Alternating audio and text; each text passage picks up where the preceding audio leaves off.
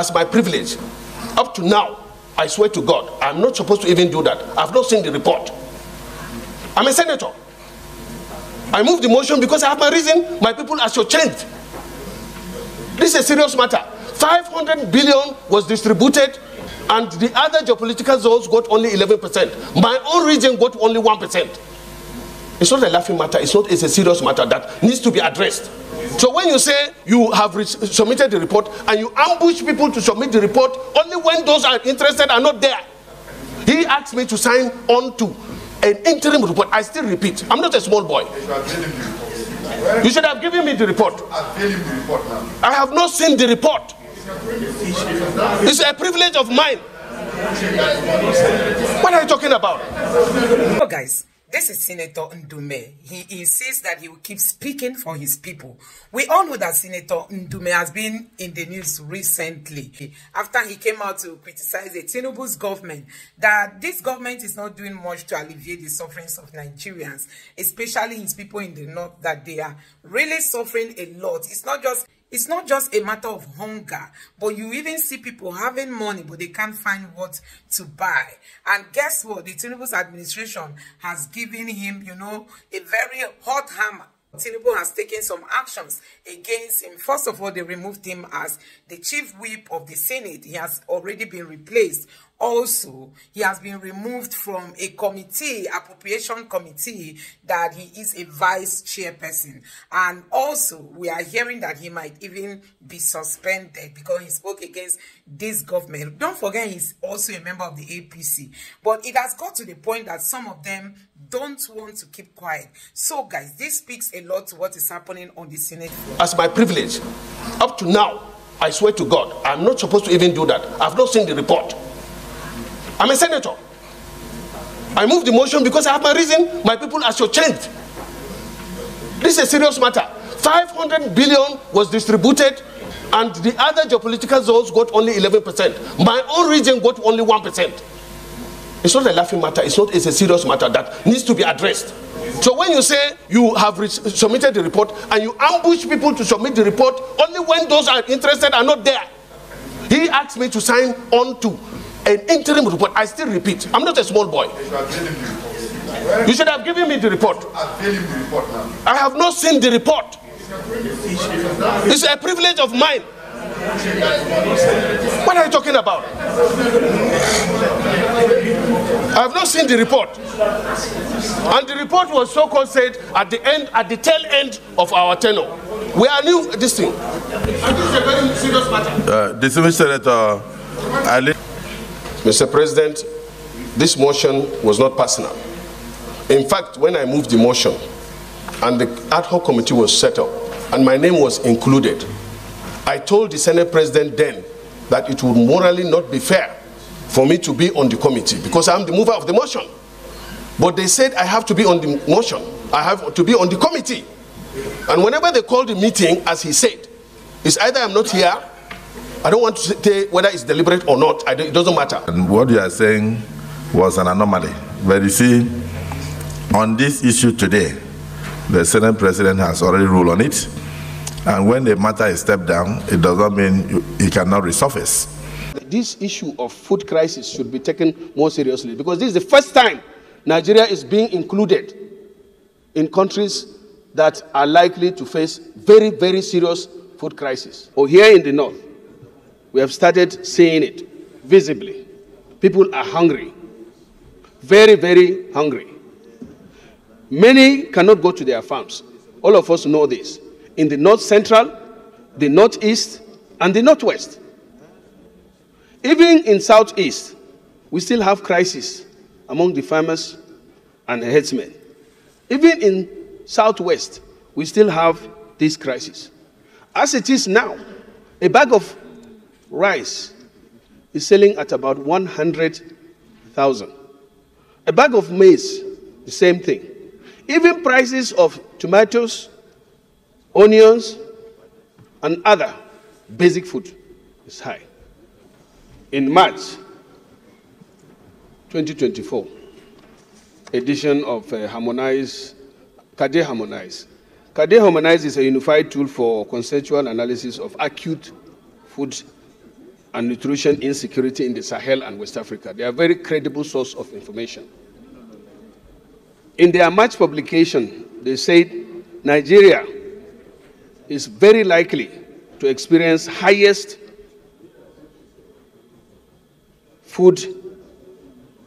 session of food insecurity, even though globally, but most severely.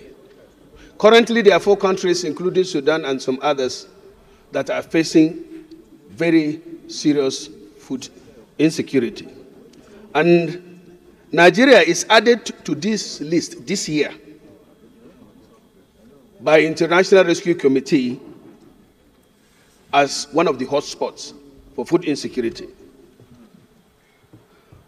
Action Against Hunger, World Food Programme, FOA, also indicated that over 32 million people are expected to face critical hunger crisis and emerging level between June and August. President. Okay, Okay. So, Mr. President, I want to suggest the investigation as suggested by our colleagues should be holistic, very holistic, and that is also to involve why somebody is producing diesel in the country and he had to go out to look for foreign market to sell the product. On the other hand, polluted or toxic diesel is being imported into the same Nigeria. These are questions that the committee should actually find out, investigate, and as my chairman suggested, those involved should actually be brought to book so that this kind of thing that is going in and killing our country should not repeat itself. Thank you, Mr. President. What this chamber approved was 819, and we said that the other monies that has been spent cumulatively to, was it 20-something trillion? That the details should be provided. It has never been provided to date. This committee or whatever should find out what happened to the money. And some people must be held responsible, or at least they should come and explain to this Senate what they did with the money. Now it's time that people are looking for their money anywhere. Where is that money? That should be the big question. Exclude the fact that we can still go and investigate what we passed. So we are open to investigation. And there was a caveat at that time that we're going to investigate. The details must be provided. So we are waiting. Anytime the Senate feels that we should go to investigate that, we investigate that. So for one now to say, for what happened then was a collective responsibility. And it was done in the interest of the nation and in line with our collaborative stance with the executive arm of government. If some people spent money before bringing it to the parliament for approval or appropriation, where did they get the money they spent? Because they spent money and they came here to look for approval over money they have spent. Now it's not an obligation again. It is classified as obligation, 30 trillion. This debt overhang, Mr. President, is responsible for the problems we're having. This 30 trillion debt overhang, which nobody says he knows the detail, how they spent that money. Outside 809-something billion, which this parliament, this Senate approved. 800-something billion, they approved. So about 20-something trillion, they knew nothing about it. They didn't know how the money was spent, what it was spent on. And we're carrying it on. What Nigerians want today is food and security. This belongs to the medium term or long term action that we need to take. How are we going to provide food for Nigerians and protect their lives tomorrow or from today? This report talks about it. Mr. President, let's not put the cart before the horse. Let's consider it necessary to look at what happened in the past. But we are in the present, and the present is so unpleasant. and we have to act very, very swiftly. You can see a lot of sponsored protests here and there, but those people are not aware. Most of those sponsored protests are not aware of the kind of efforts being made by the Senate to tackle the situation, together with the joint management team of the federal government of Nigeria. And I must say that unverified report has it that each of the state governments in the last few months have received additional 30 billion from the Federal Inland Revenue Service outside their normal allocations, from the Federation account, outside their normal allocations, to assist them in ameliorating the food situation. So we believe that every state government should utilize the funds so received towards ensuring that food is available. About 30 trillion waste and means not what President Tinubu can bring. This Senate will not rubber stamp anything that we feel is not in the interest of Nigerians. And that's the reason why we are discussing. Am I right or wrong? Those who are in support of what the Senate President is saying say aye. Those again say nay. So the expenses that we don't have details put us in the indebtedness that we have today. And therefore has affected even the ability of government to provide essential needs and services for the public. That we need to look into those things. Each state government in 2023 was given 18 billion naira at once. Some of the governors that benefited from that 18 billion naira are here. I'm sure Governor London can confirm that. And they did not, and they did not repay the money by the time they came to the Senate. For the National Assembly to find out what happened. Mr. President, distinguished colleagues, nobody in this chamber should suggest that we shouldn't look to anything that we feel is in the public interest. But let me say this very clearly. What Nigerians want today is food. Just as a way of, advising the Senate on the way we do things. Mr. President, this is the Senate. This is the Senate. We should not shy away from learning. Sorry, the clerk, can I have that order 54?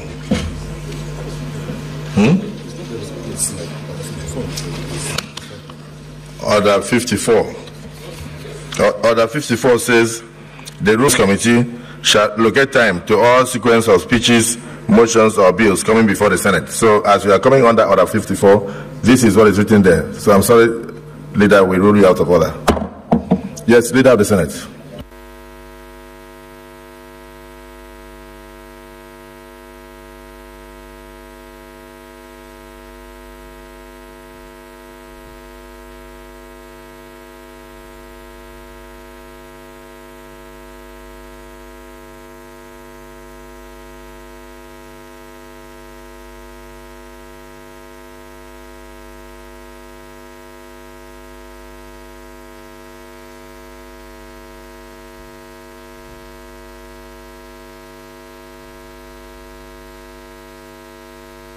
Leader of the Senate. Mr. President, distinguished colleagues, I rise to move. Refineries are not working. Dangote started the refinery and he was to complete it. Nothing was there. Let us ask these questions. And it is not enough to say give money to the local refineries. How much have been given to them and what happened? Nothing. So let us find concrete solution to our problem. I am taking this letter back to the leadership, of which I'm one. And as the president was reading them out, I was paying attention. The Senate will make these demands their terms of reference. And please, as I said, this is a message, a very strong one. But we are all Nigerians. This country belongs to all of us. As long as we are involved in the negotiation, we should also consider the consequences of our action. Unfortunately, the people that will suffer more are our people. The people that harass you at the gate are the poor. There is no son of a senator that is constable or sergeant out there.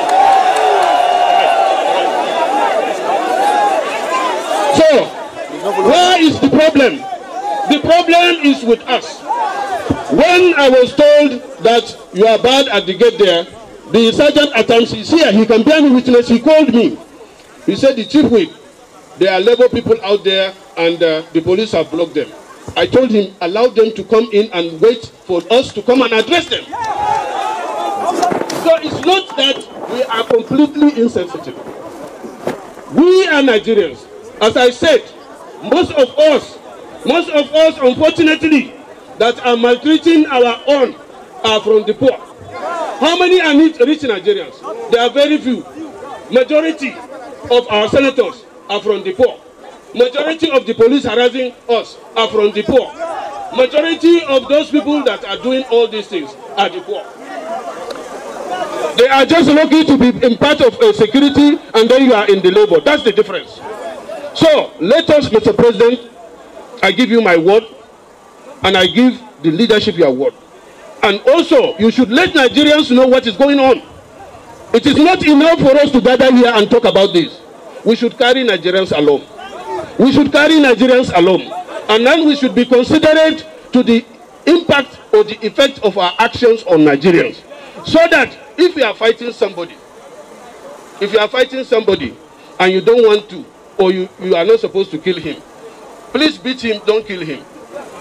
So if you are beating in order to teach that person a lesson, if you kill him, then it becomes another thing.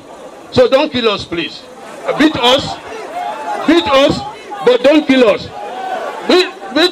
Beat us, I understand. When you disagree with somebody, you can slap him. But if you shoot him, he is dead. So slap us, but don't shoot us.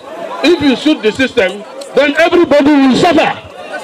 And you too will suffer, because if you don't have me, then you are not. So guys, the Senate floor has been hot for a while now because these people know that Nigerians are hungry. And like we all know, they will say that a hungry man is an angry man. These people, they are even scared for their lives because if the Nigerian youths should storm the streets, they know that they will be one of the targets. And that is why some of them are speaking up. Let them speak and save their own lives. But honestly, let's be real.